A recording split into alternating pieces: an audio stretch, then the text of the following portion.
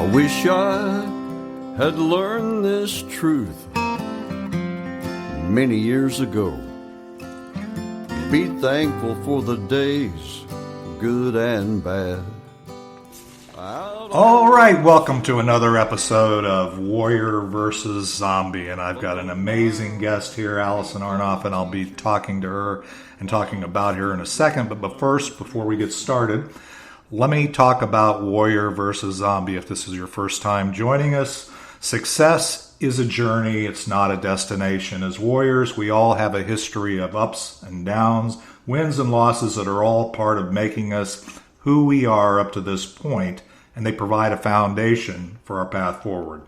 We all have a battle in our inner zombie as well as those zombies in our world. And really in each episode, I interview warriors who are aspiring leaders from all walks of life, entrepreneurs, artists, health practitioners, business owners, literally any inspired leader that has a story to tell.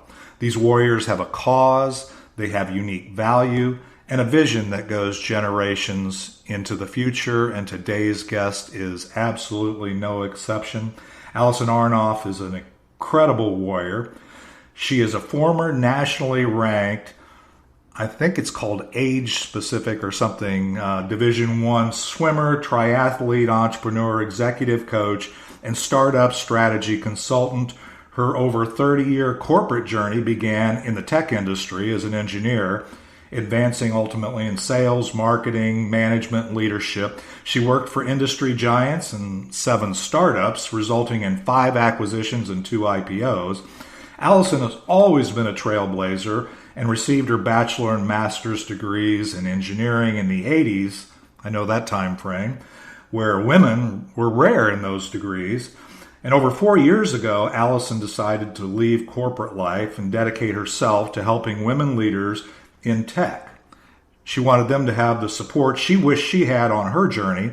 And in 2020, she was blindsided by open heart surgery and a subsequent complications resulting in loss of her ability to walk, hold a phone, feed herself, as well as drop foot and damaged eyes. So that sounds like a mess. I want to talk a little bit about how that's going. After 3 surgeries and stays in the hospital, she had a miraculous recovery and is now rebuilding her life and business. Alison now uses her fearless living to inspire and challenge her clients to find new levels of success. Alison, welcome to Warrior versus Zombie. And how are things on the left coast or the west coast, as I say? How are you doing? Good, David. Thank you for having me, and thank you to your audience for allowing me to visit with them today as well. And for that very generous introduction. I'm doing great. Yeah, we're having one of these beautiful Southern California days, so it's like in the 60s and not a cloud in the sky. The sun is shining. Just got inside from working out during my lunch hour outside, and couldn't be better right now. Well, I'm kind of jealous because today is not normally rainy, but it's a rainy day here in Dallas. So I would really wish I was outside, but I'd be pretty wet right now if I was outside. But and you've actually got your workout in, and I got busy this morning and didn't get that in, which is kind of a major foul in my world. I have this regimen that I have to, that kind of, if I don't get going. So, but I think I'm good. I get to talk to you today, so I'm pretty excited about that. Anything interesting? I'm curious in terms of, I'm often talking to people in California, but what's the state of things? You said working outside. Are you able to go to the gym there and work out yet, or is that still kind of locked down? What's that going? Well, they've opened up some gyms and some things. I'm not going inside anywhere yet. I'm waiting until I'm vaccinated and we have a little more herd immunity on the vaccinations. But yeah, they just opened gyms and some inside dining and a few other things here. But we're staying outside. We're staying social distancing. We're not gathering in groups. Not yet. I think it's premature with the variants out there right now, and not knowing. There's a little bit of art and science with this whole thing, right? Not knowing exactly how much protection the vaccine is going to give you. I think what's interesting right now in California is there's a game going on about how do I get my vaccine. You talked about some of the health challenges I had last year, but yet I don't qualify for early vaccine because I'm so good and healthy now, which I love to share with you on that journey. So everyone's like, do I lie to get it? Do I do this? So right now in California, we don't have as much access as other states do for people under 65. And so everyone's trying to figure out how they can get the vaccine. So we're hoping that we're going to get more and more vaccines released in Southern California, and they can increase the ability to get it out there so we can catch up. Other states seem to be ahead of us on the age groups that are allowed to get vaccinated right now. Yeah, it's a little interesting. My one of my kids, I have 5, so I don't want to pick on any particular one of them, but one of them informed me that they got vaccinated. They're down in Austin, so he'll know who I'm talking about. And since I said he, and I've got 4 daughters, I guess I've now called him out. But anyway, he got vaccinated, at least got his first shot this last week. So yeah, it's opened up a little bit here in terms of, and there's kind of like a waiting list. If we have some excess, you can get in. So that's interesting.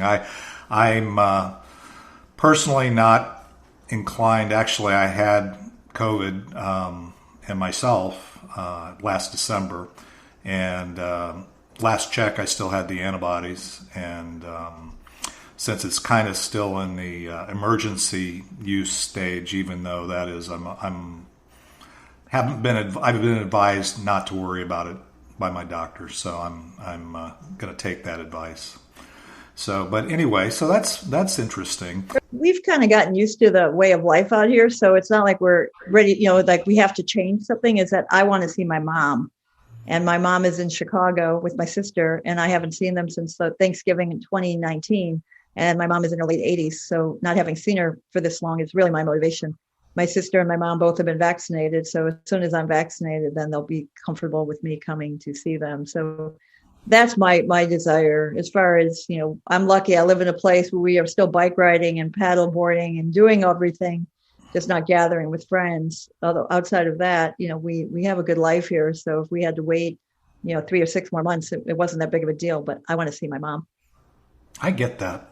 Yeah, that's totally. My mom just turned 90 in March, and we surprised her in February, where 37 of us, which were basically her kids, grandkids, and great-grandkids, surprised her at a community center, and we had her a surprise 90th birthday party for her, and that was literally the first time that all of us had seen each other together ever, and because we have young kids and stuff like that, but and everybody survived. Everybody was we did enough distancing, I think, to keep everybody healthy, and my mom hadn't even been vaccinated at that point. She's gotten her vaccine now, or at least first dose, I think.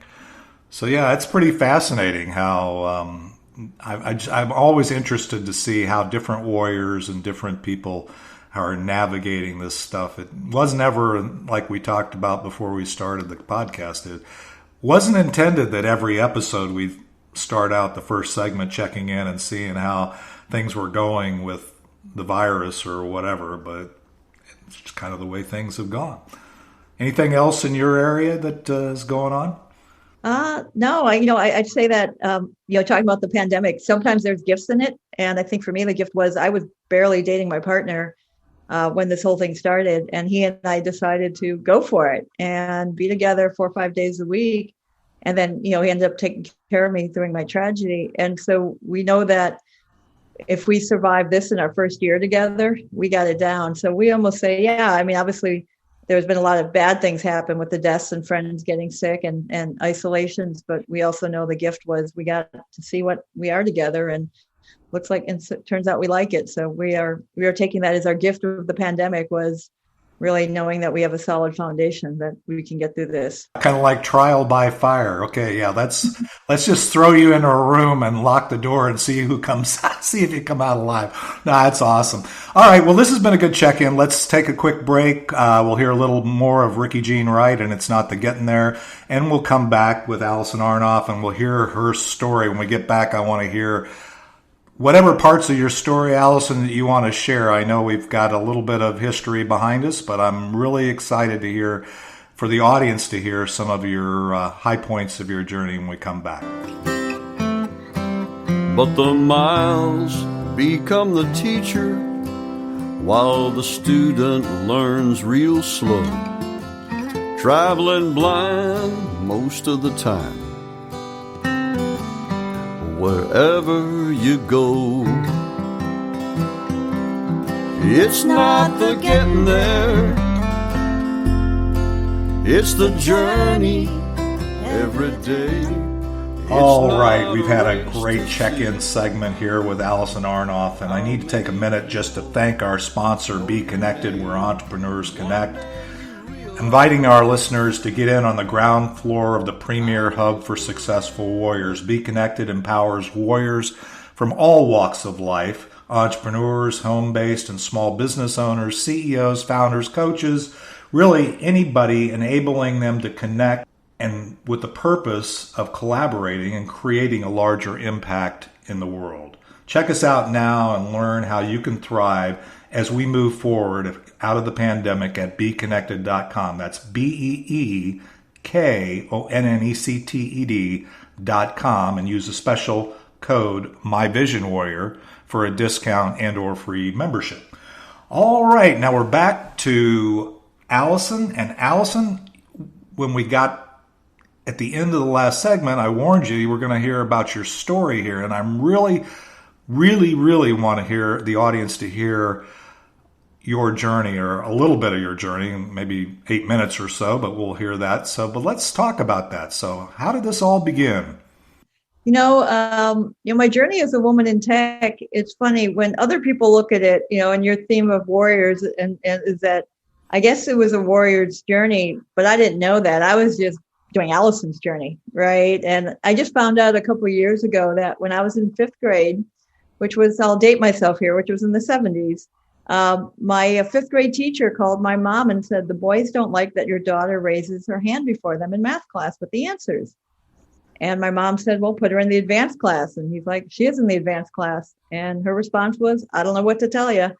And I only learned this story a few years ago, but I guess, I've been raising my hand before the boys a lot in my career, but I'm fortunate that I was raised by parents that didn't discourage me from doing that. And they always encouraged me to be the full expression of myself, and never thought it was strange that I got electrical sets, asked for electrical sets for my birthdays, not, dolls and toys and things like that. But yeah, I found out in high school, calculus and physics were fun to me. My teachers told me about this thing called engineering.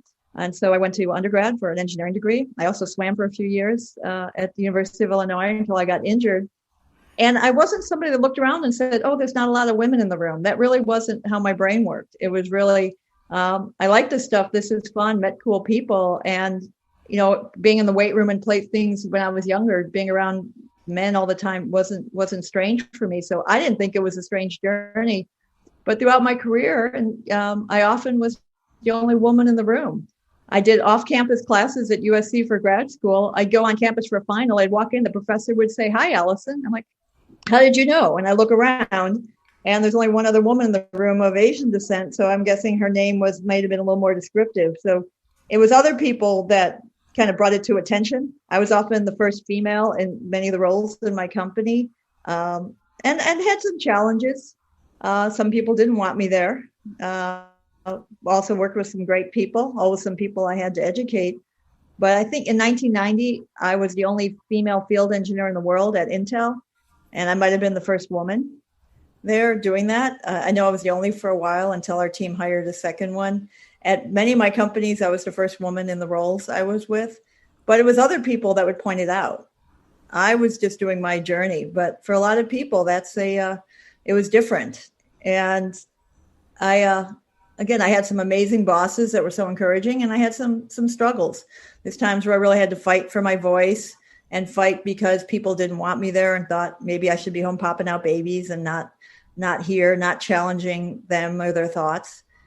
But it was an amazing journey. I found myself having an affinity to startups, and I have a pretty good picker. I worked for 7 of them and had 6 exits. One was a double pop, one was a IPO, and then an acquisition. And I loved being part of the startup journey, and often, again, the first woman in many roles in those companies. But those are amazing because you're so focused on the goal, no one cares, right? They just want, everybody's in there trying to make it happen. And when you work for startups, you wear every hat. Like your title doesn't represent everybody's strategy, everybody's marketing, everybody's engineering, everybody's product management. And so it was a really fun journey to be part of so many of those. And I've worked for big companies and partnered with your former employee often at several of my big companies. And it was a great journey until about 4 or 5 years ago. I was taking roles that paid me well and I was good at, but not loving anymore. And I knew that at some point, the next phase of my career was going to be in service. And when my dad died, it finally kind of gave me permission to quit. It's a weird thing that, to quit and go on my own. But with the success I had with those startups, I was able to take a risk, and I became an advisor for a small VC, and I got to do my Shark Tank implementation impression. I started a small consulting practice, helping people learn the lessons from the startups that I had, which is how to get new technologies adopted. But at the same time, went back to school to get credentialed as an executive coach, and now work with the leaders, helping them be better leaders, be the leaders I wanted to work for, or be the leader that I was or could have been supported on to be. So that's kind of the highlights, I guess. No, I was just going to say that is really, I was thinking about some of the things that you were sharing, and being a father of 4 daughters, and my son is actually my youngest, and your challenges in the beginning with being the girl who raised her hand first, and then in engineering, I actually have an engineering undergrad, but I never really realized, I think when I was going in the time frame that I was going through as an engineer, how the work that we needed to do or needed to be done to really encourage the women in the workforce to really step into that, and how intimidating that might have been. And I never even thought of it when I was raising my daughters. I never really thought of that. I just said, yeah, go do that.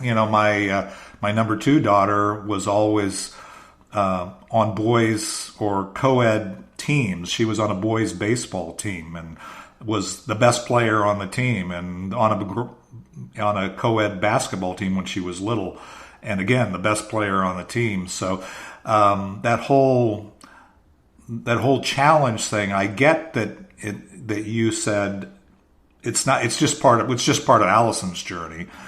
But that's the cool thing about warriors. I don't care if you're male, female, what color you are, or anything else. Warriors just tend to look at things differently and just say, this is my journey. And even though there are clearly obstacles when we look back, and even when we look forward sometimes, it's just fascinating to me how you're very, very consistent with any other warrior that I've talked to on this podcast about, I just overcame that. I just did it. It was just my journey. I looked around and, I'm the only woman in the room. That type of thing to me is fascinating, and just all the different facets of that. So you moved out of corporate and then you went into the startup, and it sounds like that resonated with you well. And now are you working? Well, I'll talk about now after we take a break. Let me back up here and say, so the transition, you said your father passing gave you kind of permission to make that pivot or that shift. But what else happened or anything around that got you from the corporate then working with the startups? Was there anything in that was kind of the trigger? Well, it was a combination. When my dad was sick and dying, I wasn't doing a good job for my company and showing up well for them. And so, it just wasn't working. If you can't be at work, you can't be at work. So I had the option to go on long-term disability and support my family through that. But I decided just to take the payout and go away. But then I thought, maybe I have one more in me. And so I went to these interviews, and on the last day of the last interview at another potential unicorn, which is a startup with huge potential, I got violently ill. Like everything just shut down. And I'm like, okay, what else do you need to know your journey's done? Your body's telling you, don't do this again. And even on the interviews, I'm like, why are you doing these jobs? This is too small. This isn't who you are anymore. And so it was just a combination of taking the time away. I'm a big adventure traveler, so I took my backpack and went and spent a month in Belize and Guatemala, down in the jungles and some scuba diving, and really came back with a clear head and was like, you know what, I'm ready to try this. I'm ready to do that. It's time. And the thing is, and when I coach people on, I have to take my own advice. I didn't blow up the bridge behind me. And so if it didn't work out, I could go back. Right. But this was something that it took me 4 years. 4 years before I did this, I knew I wanted to be a coach, and it took me 4 years to take action. So it was time. So you had a vision of where you wanted to go, and it was just a sequence of opportunities, if you will, that enabled you to step into that, I think, is what I'm hearing. And that's fascinating. That's really a tip. Again, another warrior move, if you will, is somebody who sees the window of opportunity and storms into it, as opposed to mourning the change. Something happened and that kind of thing. I always love hearing that. Yeah. There was fear. Fear took a hold for a little bit of doing it because there's no guidebook, right? Some people already have, most people, and I recommend to most people, when they want to go on their own journey, they kind of are doing it in the background while they're still working their day job. And I didn't, right? I just went out there and said, and I had no idea. There was no one, and spent some money on some courses that didn't, probably where I shouldn't have spent money, thinking these people were going to help me figure out how to do what I'm doing. And, the first year out there was a little crazy. It was definitely lots of trial and error and bumps and grinds to try to figure it out. But yeah, my mom would be like, well, you can go back. And I'm like, nope, I'll drive an Uber before I go back. Like once I knew that this was the world I was going to be part of, you're 100% committed. And ironically, since then, I've been offered some amazing executive level jobs full time. And I'm like, no, as much as it would maybe nice to finally have that big title, that's not part of my journey anymore. And so it's when you get that clarity, the commitment comes very easily. Yeah, I'm 100% in alignment with you on that particular thing, because once you make that decision, you can't go back. It's one of those things. When I decided to retire 16 years ago, those opportunities to go back keep coming. It's almost like God or the universe is tempting you, but they will keep coming back and saying, hey, this just came up. But once you make those decisions, and it sounds like that was very much your case, is there's no going back. You're past that part. You've rounded that curve, if you will, on your journey, and you're moving forward, and you're not looking back. And I love that. Yeah, it's funny. I'm submitting a consulting proposal today. I don't really market my consulting, just people that know me find me, and I put in there, it's no more than 10 hours a week. That's the most I will put on one project per week, because I'm doing multiple projects, because I'm coaching, I'm consulting, I'm advising. And so it's just knowing your boundaries. And I have some people I work with at one of my startups, starting another company, and they're convinced that they're going to get me back there full time. And it's like, nope, no, it's not an option. There's opportunities for, big 7-figure payouts getting in this early, but I'm not driven by money. I'm driven by impact and service at this point in life. And so I can't, there's no amount of money somebody can offer me to go back full time. I completed that journey. It was a great journey, but it's complete. That's awesome. You could probably consult with me a little bit. often have trouble still today. I have to struggle with the boundaries part of that and just say, okay, I'm only going to do this. I get so passionate being the vision warrior when somebody has a vision and it's something that inspires them and I get inspired. It's hard for me to dial it back or to say or to put those boundaries. That's actually something that I admire if you're able to do that well, because that's something I'm still personally, and I think a lot of warriors work at, is how do I really set those boundaries so that I can stay on that track. So that's pretty fascinating. Well, anything else about your history that we should know about here before we take a break, and we'll come into where you are today and what you're doing here, Alison? Yeah, I just an observation. I think, there's this awareness right now of women in the workplace and equality and all of that. And I think the thing that people need to understand is nobody's out for revenge like this bad man, right? We're just trying to get equality, which equality means equal voice and equal respect, not being interrupted, letting our ideas be heard and consumed before before you move on. Really just understanding that there is a value with people that have different perspectives and different ways of doing things, and it's shown to improve the bottom line. So no one's trying to shove anybody out. We're just asking to be equally heard. And I'm lucky. I worked from some amazing bosses that were treated us with all the respect possible, and others that were good people that just weren't aware of it. And I'd love to share one example before we go to break. A few months ago, Chris Collinsworth, the NFL commentator, made a comment about women not knowing football. And I know football. I'm from Chicago, big football fan. God help you if you called our house during a Bears game growing up. But one of my friends responded to a post I put on it saying, well, when we worked together, that was never an issue. And I said, yeah, but do you know how many times you guys joked around me about me being the woman quota?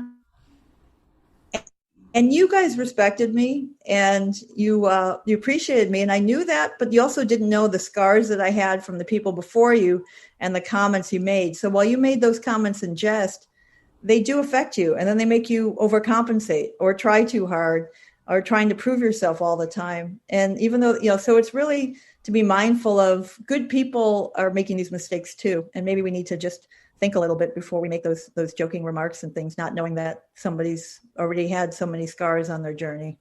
Wow.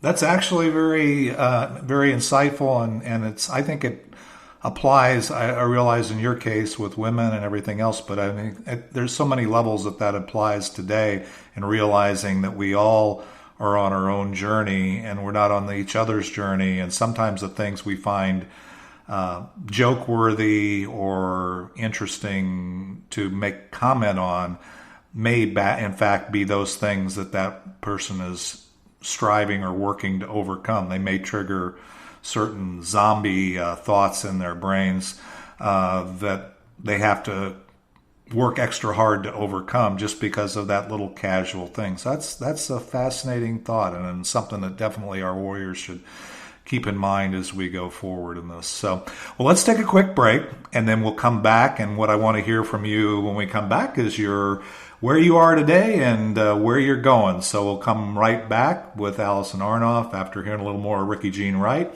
It's Not the Getting There, and we'll be right back with Warrior versus Zombie. It's not a race to see how many people know your name.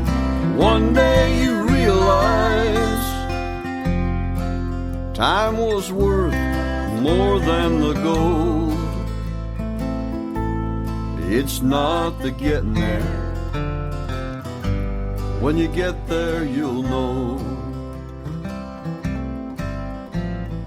Funny how wisdom... All right, we're back with the third segment of Warrior versus Zombie and Alison Arnoff. And Alison, when we got so into our discussion in the story, one of the things that I kind of glossed over that I really would like you to talk about before we talk about why you're here and the value you provide and where you're going is this near-death experience that you had last year during the pandemic when everybody else is worrying about the virus and you're doing all this stuff.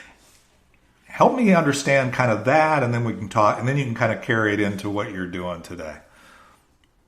Yeah. Thanks, David. So I found out about 15 years ago I was born with an irregular valve. And we knew about it. And every August I get it checked. And every August they say there's mild, moderate, and severe, and you're barely mild, and move on. So that's what happened in August 2019. In March, April, I was recovering from another surgery. I had a surgery that I just needed to have for, that women need to have sometimes. And I was going for an easy bike ride and had some chest pain. And long story short, found out I had to have open heart surgery 2 decades before they thought I was going to need it. So I have to walk alone into the hospital. My immediate family cannot be here because of the pandemic. And I literally got dropped off at the curb. It was supposed to be a 3-hour surgery, 4 days in the hospital and 6-week recovery. 9 hours into the surgery, they couldn't get me off bypass and had to put me in a state of suspended animation for 6 days, which is not a coma, but a coma-like state. And then when I woke up, again, nobody I know can be there. Hallucinations for days. My eyes got dried out when I was unconscious, so now I can't see. And then you spend a lot of time in the ICU and you lose your strength. So when I finally could, talk on the phone, I couldn't even hold the phone up. They had to rest it on my collarbone so I can talk. And throughout that, I lost the ability to walk. The device that kept me alive had put pressure on my groin. And so my right foot, from all the nerves got compressed. And so my foot was dropped. So when I came home from the hospital, besides recovering from open heart surgery, I had to learn to walk again, rehab a foot, all without feeling safe going to rehab. So I had to do it myself, and been an athlete my whole life. So figured it out. Still had ongoing eye issues, still have those today, but I went back in the hospital 2 more times, more surgeries, fluid on the heart, collapsed lung, another 10 days in the hospital, but, it came out. And 2 months after my last trip to the hospital, I did a 20-mile bike ride of rolling hills, which I'm told is amazing. Part of that journey, I was just doing my recovery, not realizing it was amazing. 3 months later, I hiked 6 miles at altitude. And then 4 months later, I'm back on a paddleboard in the open ocean. And with the dropped foot, I didn't know if I'd be able to paddleboard again. But everything's healed. I've gotten a clean bill of health on everything, just some long-term eye issues. But it was pretty rough because you couldn't go to rehab and you couldn't see anybody, but got through it, and stronger than ever now. And it's funny, I was always known as being fearless. I have a different fear boundary than a lot of people. I mean, I go to jungles on my own. I dive with sharks for fun, chum them up. But I think the fearlessness has even been more so since then.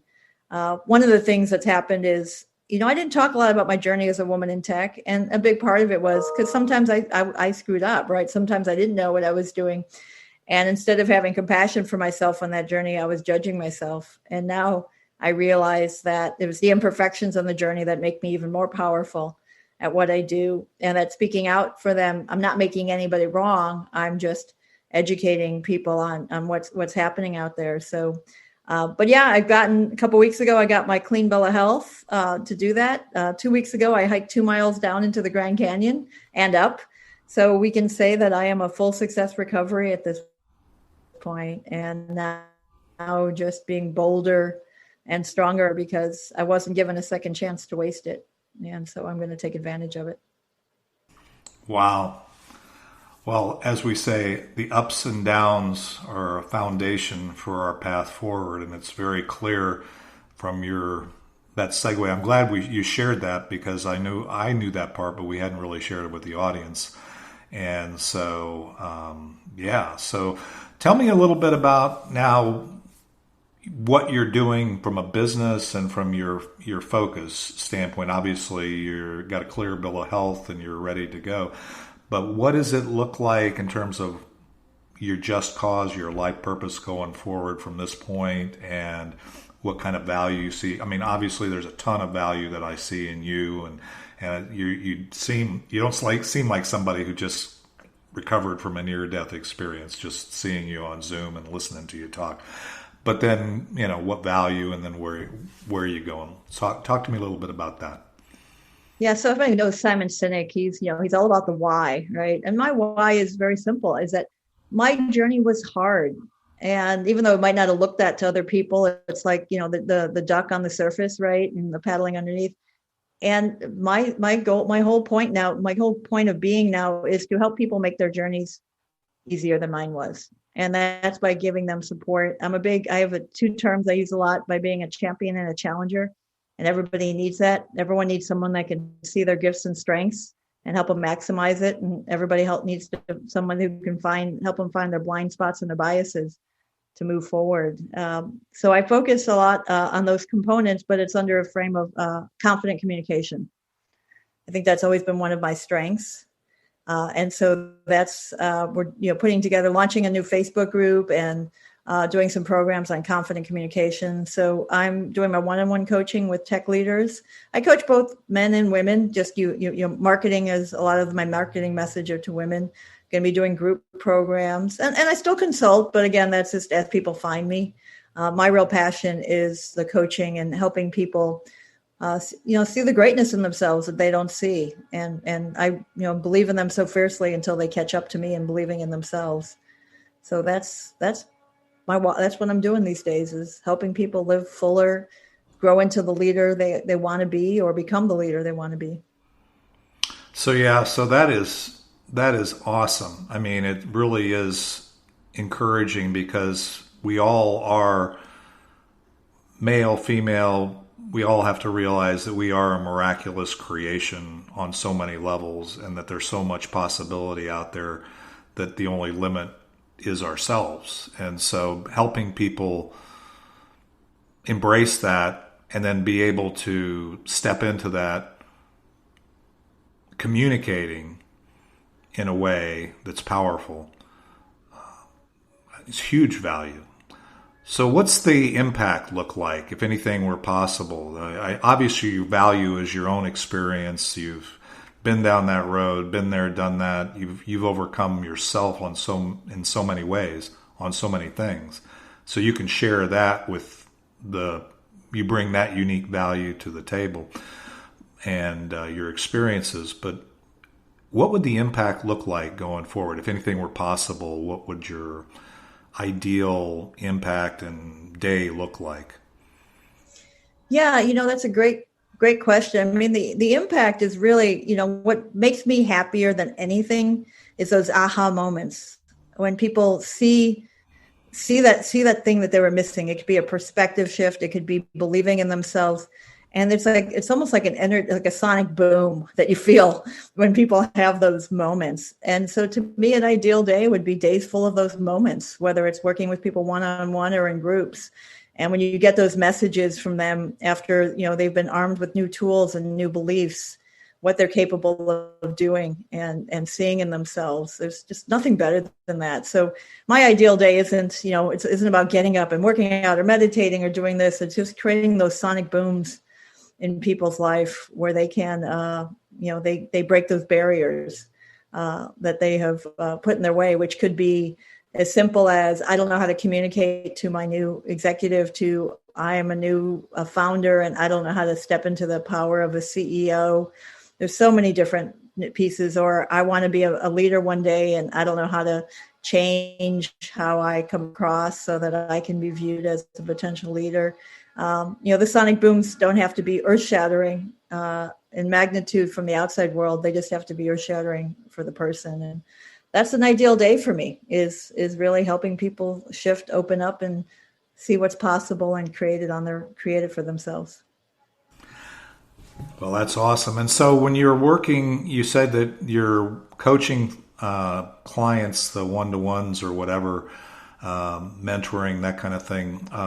They kind of find you.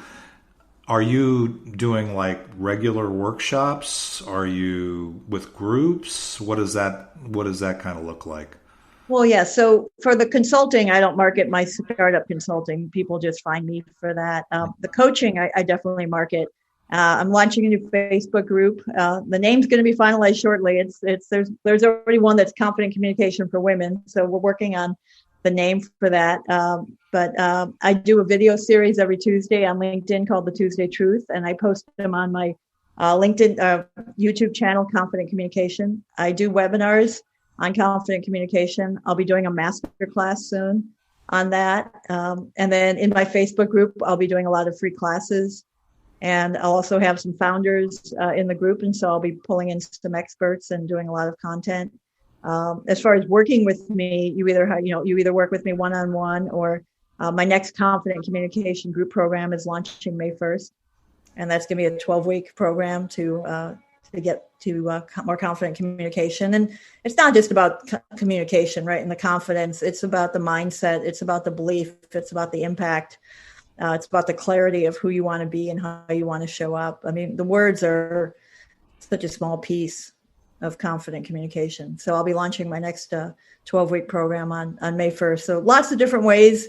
I'm kind of everywhere on social media, but LinkedIn and YouTube and Facebook group are the three main areas. Okay. Well, we'll come back and we'll put a point on that at the very end to make sure that they can find you. Especially, it sounds like there's things coming in. Let's do this. Let's kind of land the plane for here and this segment. And what we'll do is when we come back, I'm going to give you a little bit of time to think about it, Alison, but when we come back, I want you to kind of bring a couple of things to a head. What is it, if we were to take away anything from this podcast, what would it be? And then I want to come back to how do we stay in touch with you? Because they're going to listen to this and they're going to want to come back to it, and then they're going to want to connect with you going forward. So with that, let's take a quick break, and we'll come into the fourth segment with hearing one more snippet from Ricky Jean Wright, and we'll be right back with Alison Arnoff and Warrior versus Zombie. Funny how wisdom and youth are always two different games. The years flew by so fast, is the common human complaint. The memories in our minds turn to diamonds in our soul, and by the grace of God. All right, we're back with the final Land the Plane segment of Warrior versus Zombie, and man, what a journey we've had with Alison Arnoff here. And Alison, I really, as we said before we ended the last segment, I really want to hear what it is. If we took away anything from your story, from what you're doing today, the things that you've learned, or this podcast in general, what would you like the audience to take away? If there were anything that we took away with, what would you want that to be? Yeah, I think it'd be a couple things. Thanks for asking. First is, you define your journey. Don't need anybody else's permission or validation on your journey. I didn't need anybody to give me approval to be a woman in tech, or to do the things I did, or go out on my own. So you own your journey. Don't look for anybody else to find it for you. The second thing I'd say is get support along the way. It doesn't have to be a coach. Just make sure you have mentors, advisors. You want champions and challengers on your journey along the way. It's not something you have to do alone. And the last thing I'll say is the number one point when I do my webinars on confident communication that resonates with people is your voice is important and deserves to be heard. So don't ever forget that. Awesome. Wow. Those are three powerful things, knowing that what your journey is and it's yours, and don't let anybody take it away from you. And also surrounding yourself with people. One of the things I liked about what you said, surrounding yourself with people who support you is a good thing, but also the concept of challengers too. I think that there's a saying that's in the Bible, says iron sharpens iron. The reality of it is, I think we all don't need a bunch of people that are just echoing or reiterating what we're saying, but will also challenge us a little bit. So, and I can see that in you, and I think that is powerful. And then I can tell you that your message is powerful, and every warrior that I've ever met, their message needs to be heard. So that's a beautiful thing, and I appreciate those three takeaways. Those are extremely powerful and definitely something that the warriors need to remember. So let me ask you this, Alison. I'll ask you the question, how do we stay in touch? What's the best way after we're listening to this podcast and we say, okay, I really got to connect with this Alison Arnoff and get some more benefit and value that she can provide? What is the best way that we can do that? Well, to simplify it, I have, because I do this LinkedIn series called The Tuesday Truth, I just created a simple URL, thetuesdaytruth.com. And if you go there, you can get on my mailing list, and that will have all the links for my LinkedIn, and you'll have my email, and you'll have my YouTube channel, and all of those things. You'll get invited to the Facebook group. You'll be invited to master classes. So simplest way, thetuesdaytruth.com, and we're connected. Okay, thetuesdaytruth.com. Well, yeah, awesome. Make sure there's the in front of it. The Tuesday Truth. Thetuesdaytruth.com. Okay, that's beautiful. Yeah, that makes it really easy. Thank you for doing that. That'll make it. We can run you down. Well, Alison, I want to thank you. Thank you. It's been an awesome journey. I know that this is going to be a very popular podcast, and I hope that you'll appreciate this and your audience will grow immensely from this, and we're excited about that. So I appreciate you very much. Thank you for sharing with my audience. And thank you so much for the generosity of having me on the show. I enjoyed our time together as well. All right. And again, for those that are listening to Warrior versus Zombie, if this is your first episode or if you've been with us before, remember you can find us on any podcasting platform you're out there, whether it's Apple Podcasts or iHeartRadio, Spotify, you name it, any podcasting platform. There's also a YouTube channel. And remember, for those that are true warriors wanting to move forward and connect with purpose, I recommend that you check out our sponsor, Be Connected, at BeConnected.com. That's BeConnected.com, and use the special code MyVisionWarrior, and you'll get a free membership and or discount. So with that, we'll hear one more final closing segment of Warrior versus Zombies theme song from Ricky Jean Wright called It's Not the Getting There, and we'll see you back at the next time. Have a beautiful day. It's not the getting there, it's the journey every day. It's not a race to see how many people know your name. One day you realize time was worth more than the gold. It's not the getting there. When you get there, you'll know. One day you realize time was worth more than the gold.